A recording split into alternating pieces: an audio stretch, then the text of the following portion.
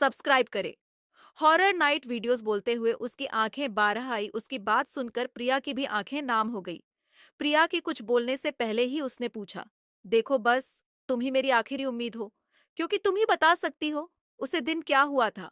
भैया अपनी दारी साहमियन आवाज में उसे बताने लगी। दूसरे दिन से कॉलेज की दिवाली की छुट्टियां थीं। हम सभी स्टूडेंट्स कॉलेज के पीछे उसे सरकारी अस्पताल में प्रैक्टिस के लिए हमेशा जाते। तो उसे दिन भी गए। हमेशा की तरह हम मरीज को चेक करके अपनी रिपोर्ट बनाने जा रहे कि तभी तभी एक कर्मचारी पीछे से स्ट्रेचर पर नदी एक लाश हमारे पास से लेकर से थोड़ा बाहर निकाला। वह लाश का हाथ अंकिता के हाथ से टच हो गया और एकदम से उसके शरीर में सिरहन पैदा हो गई और हम सभी का ध्यान उसे लाश पर गया। सरकारी अस्पताल में तो लाशों का रखा जाना तो हम बात है। हान, पर वो लाश आम नहीं थी, 14 या 15 साल की लड़की की लाश थी। अब इसमें खास क्या है?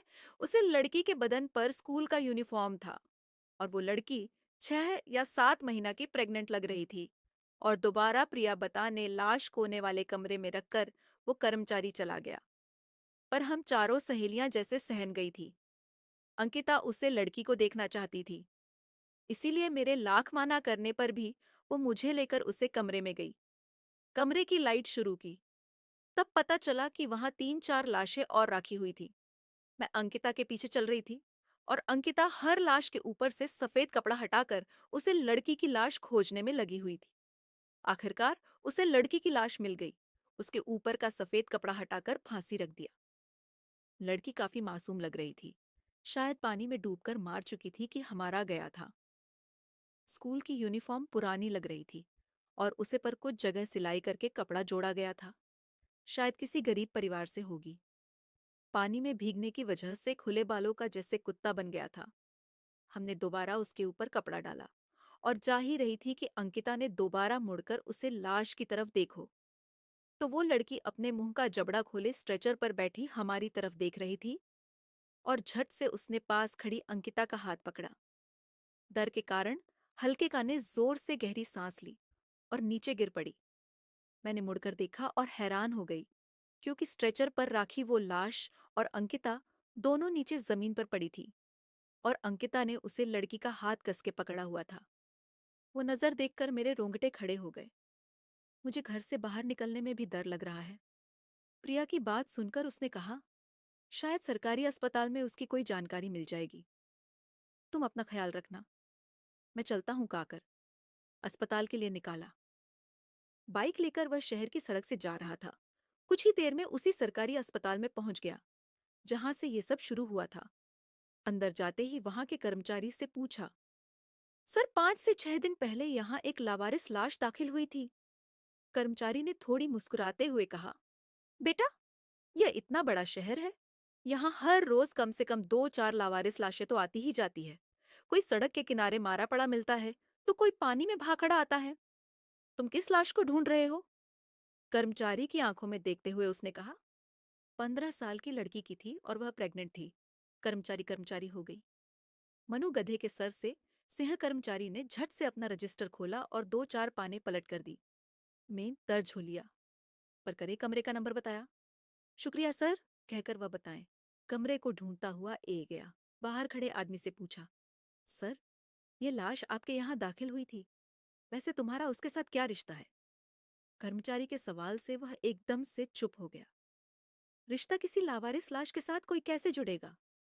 पर उसे कर्मचारी की आंखों में देखकर बगैर आगे के, चाहे उसने कहा, रिश्ता सरकारी अस्पताल से बाग में गुजारा, उसी मेंटल हॉस्पिटल की तरफ निकाला। शाम हो रही थी। आसमान में सूरज डूब रहा था और उसकी बहन की जिंदा रहने की उम्मीद भी डूब रही थी। वह दोबारा उसे मेंटल हॉस्पिटल पहुंचा। डॉक्टर साहब, मैं एक बार अंकिता से मिलना चाहता हूँ। तुम पागल हो गए हो क्या? भूल गए किस तरह तुम पर झपट पड़ी? वो अपना आप खो चुकी है।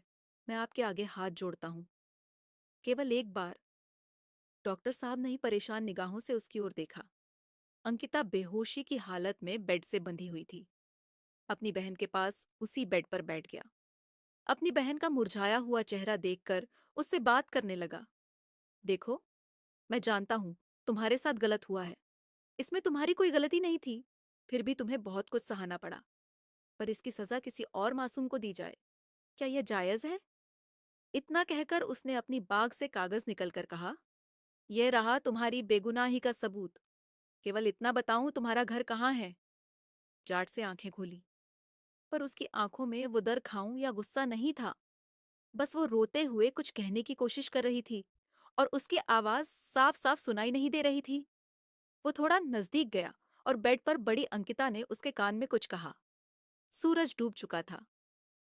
रात के अंधेरे में शहर की जगह जॉन भारी आवाज आई को पीछे छोड़ते हुए उसकी तेज रफ्तार मोटरसाइकिल गया है।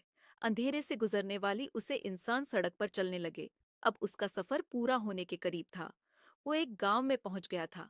छोटे छोटे घर आंगन में बैठे पालतू जानवरों की दहलीज पर दिवाली की दीपक जलाए हुए द छोटी बच्चियों शायद अपना सारा सामान समेटकर घर छोड़कर कहीं जा रहे।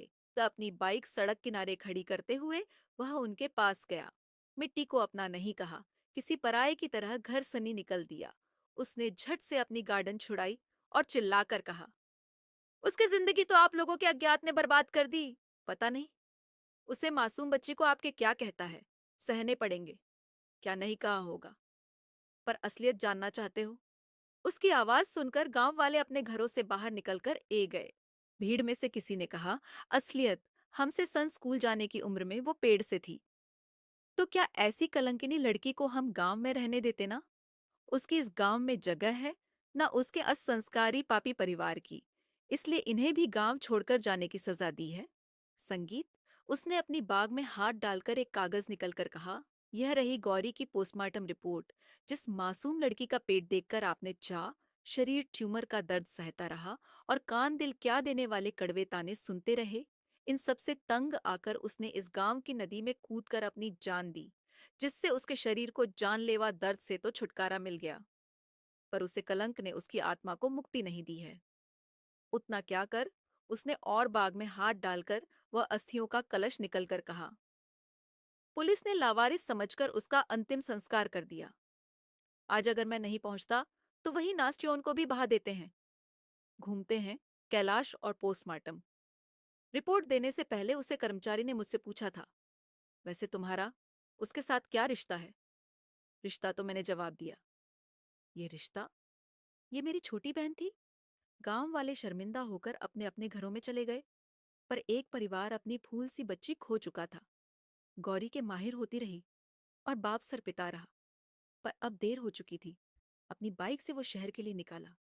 शायद उससे सुबह होने से पहले शहर पहुंचना था। अगर अंकिता को शॉक ट्रीटमेंट दी गई तो उसका बचाना नामुमकिन था।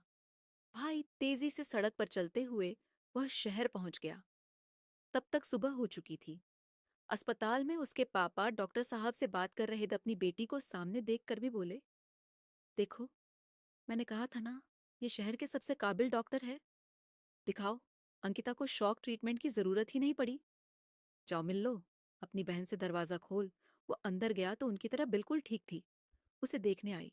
प्रिया भी उसी के पास बैठी थी। तभी अंकिता ने कहा, मैन भूख लगी है। संगीत, और भाई को ऐसे चुपचाप देख कारण?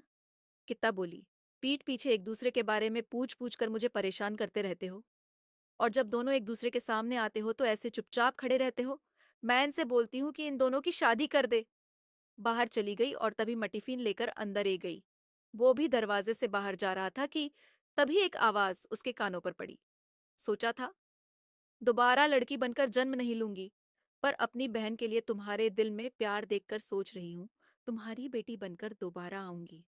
उसने पीछे मुड़ कोई नहीं था, बस मांग किता को खाना खिला रही थी। ये कहानी आपको अच्छी लगी हो तो हमें सब्सक्राइब करें। हमारा इंस्टाग्राम और फेसबुक पेज जरूर फॉलो करें।